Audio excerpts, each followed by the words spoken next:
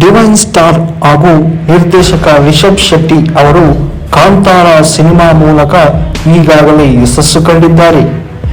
ಇದೇ ಹುಮ್ಮಸ್ಸಿನಲ್ಲಿ ಅವರು ಕಾಂತಾರ ಸೀಕ್ವೆಲ್ಗೂ ಕೈ ಹಾಕಿದ್ದಾರೆ.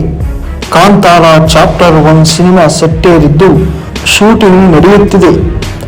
ಆದರೆ ಈ ಸಿನಿಮಾ ಶುರುವಾಗಿದ್ದಾಗಿನಿಂದಲೂ ಚಿತ್ರತಂಡಕ್ಕೆ ಒಂದಿಲ್ಲೊಂದು ವಿಘ್ನಗಳು ಎದುರಾಗುತ್ತಲಿವೆ. ಇದೇ ಸಿನಿಮಾದ ಶೂಟಿಂಗ್ ಮುಗಿಸಿ ಬಂದಿದ್ದ ಹಾಸ್ಯ ನಟ ಮತ್ತು ಕಾಮಿಡಿ ಕಿಲಾಡಿಗಳು ಸೀಸನ್ 3 ವಿಜೇತ ರಾಕೇಶ್ ಪೂಜಾರಿ ನಿಧನರಾಗಿರುವುದು ಚಿತ್ರತಂಡಕ್ಕೆ ಮತ್ತೊಂದು ಆಘಾತ ನೀಡಿದೆ.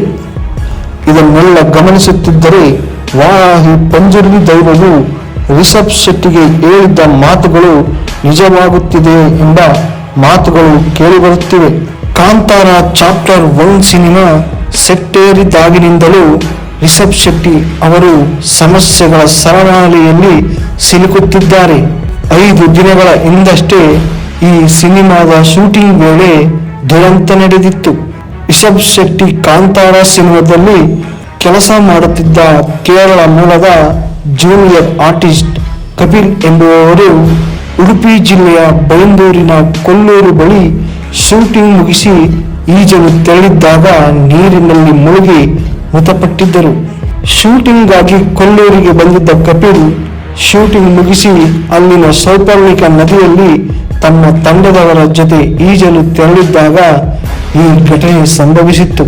ನೀರಿನ ಆಳ ಹೆಚ್ಚಾಗಿರುವುದು ತಿಳಿಯದೆ ನದಿಗೆ ಇಳಿದಿದ್ದ ಕಪಿಲ್ ನದಿಯಲ್ಲಿ ಮುಳುಗಿ ಸಾವನ್ನಪ್ಪಿದರು. ಈ ಘಟನೆ ಮಾಸುವ ಮುನ್ನವೇ ಮತ್ತೊಂದು ಸಾವು ಸಂಭವಿಸಿದೆ. ಇದೇ ಸಿನಿಮಾ ಶೂಟಿಂಗ್ನಲ್ಲಿ ಭಾಗಿಯಾಗಿದ್ದ ಹಾಸ್ಯ ನಟ ರಾಕೇಶ್ ಪೂಜಾರಿ ಕೂಡ ಹಠಾತ್ ನಿಧನರಾಗಿರುವುದು ಚಿತ್ರತಂಡಕ್ಕೆ ದೊಡ್ಡ ಶಾಕ್ ನೀಡಿದೆ. ಕಳೆದ ವರ್ಷ ಇದೇ ಸಿನಿಮಾ ಶೂಟಿಂಗ್ ವೇಳೆ ಕಲಾವಿದರಿದ್ದ ಬಸ್ ದುರಂತ ಸಂಭವಿಸಿತ್ತು. ಉಡುಪಿ ಬಳಿ ನಡೆದ ಅಪಘಾತದಲ್ಲಿ ಚಿತ್ರತಂಡದ ಬಸ್ ಪಲ್ಟಿಯಾಗಿ ಹಲವರು ಗಾಯಗೊಂಡಿದ್ದರು. ಈ ಘಟನೆ ಮಾಸುವ ಮುನ್ನವೇ ಇಬ್ಬರು ಕಲಾವಿದರು ಶೂಟಿಂಗ್ ನಡುವೆಯೇ ಇಹಲೋಕ ತಿಳಿಸಿದ್ದಾರೆ. ಹಾಸನ ಬಳಿಯ ಅರಣ್ಯ ಪ್ರದೇಶದಲ್ಲಿ ಶೂಟಿಂಗ್ ನಡೆಯುತ್ತಿದ್ದ ಸಂದರ್ಭದಲ್ಲೂ ಕಾಂತಾರ ಚಿತ್ರತಂಡಕ್ಕೆ ವಿರೋಧ ವ್ಯಕ್ತವಾಗಿತ್ತು.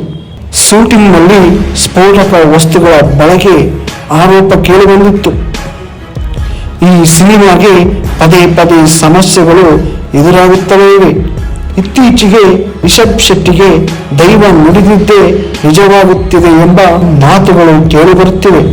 ಕಳೆದ ತಿಂಗಳಷ್ಟೇ ಮಂಗಳೂರಿನ ಬಾರೇಬೈಲ್ ವಾರಾಹಿ ಪಂಜುರ್ಲಿ ದೈವಸ್ಥಾನಕ್ಕೆ ರಿಷಬ್ ಶೆಟ್ಟಿ ಕುಟುಂಬ ಸಮೇತ ಭೇಟಿ ನೀಡಿದ್ದರು.